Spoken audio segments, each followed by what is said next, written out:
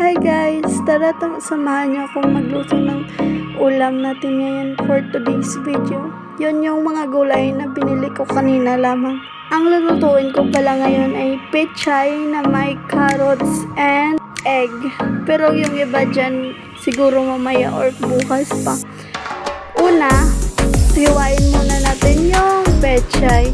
Hiwain lang natin ng medyo maliit para hindi masyado mahirap pag magluto na tayo mamaya. So, ito na yung gagawin. Chop lang.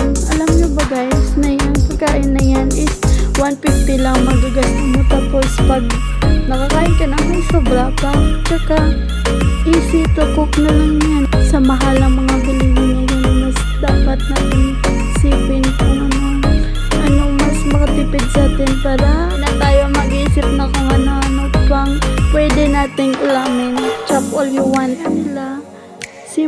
Simpleng pagkain lang ito. Pero sa amin, nakakatulong na ito sa araw-araw na ulam. At saka guys, alam nyo ba na dito ko lang natutunan kung paano magluto ng iba't ibang ingredient na pwede makain basta hindi ka malalasan. At saka sabi ni mama sa akin na okay lang kung anong pagkain basta hindi ka malalas. At kung ano yung nasa lamesa dapat kainin mo kasi pinaghirapan yun nila at bigay yun ng Panginoon sa atin. Kaya always tayo magpasalamat kasi hindi natin alam na baka bukas o sa sunod na araw wala na tayong pagkain na kakainin. Yung iba nga nagmamalimos lang para makakain, tayo kaya natin magtrabaho para makakain tayo sa araw-araw.